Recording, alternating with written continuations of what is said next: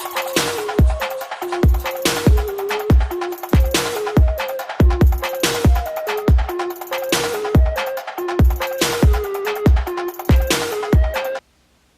guys, what's going on?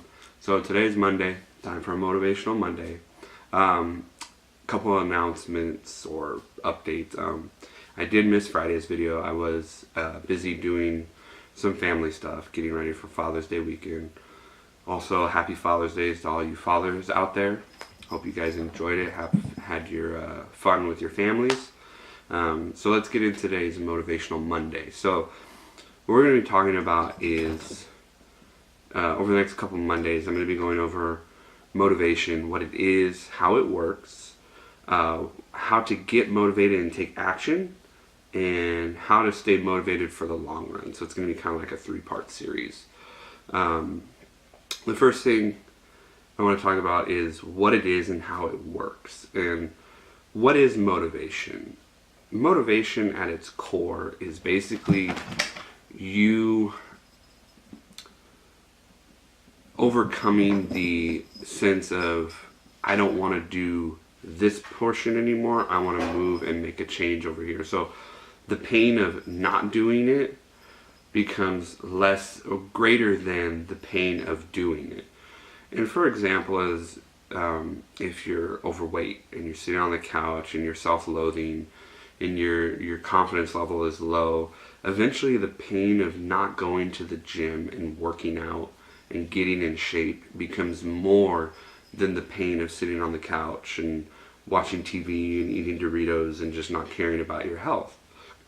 Another thing could be, a deadline at work. You've been putting it off, and then finally, if you don't do this, you're going to get fired. So you end up getting motivated to do it because you have a deadline to where you're going to get fired.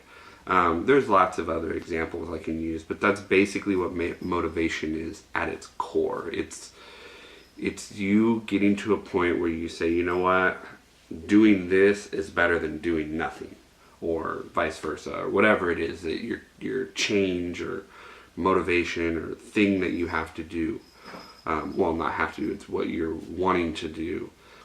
And so one of the main misconceptions or common misconceptions about motivation is that motivation comes after starting a new behavior or a new task or whatever it is that you're wanting to get started. And motivation kind of works like Newton's law of an object in motion stays in motion, an object at rest stays at rest. And I've said this before, and it's a very proven theory about motivation, is that the hardest part about any new task or change or anything like that is getting started. And that's where the most motivation is needed to get started. Because once you've started, it pretty much gets to a point where it flows along very easily. Because I know for me personally, there's been times I'm dreading about doing something, or I'm putting it off and procrastinating, and eventually once I start, before I know it, I finish the task or I'm done. One of the biggest examples I can give you with that is cleaning. You look at your house or whatever, or your car, and you're like, man, I really need to clean, but it's going to be a lot of work and I don't want to do it. And that's where it takes the most motivation to get you up off of your butt and go and start doing it. But I know for me personally, once I'm moving, once I'm cleaning, I don't stop. I keep going and going and going and going, and then eventually, before you know it, I'm done. And so, it's one of those things where a lot of people think that majority of the motivation comes after you started the task.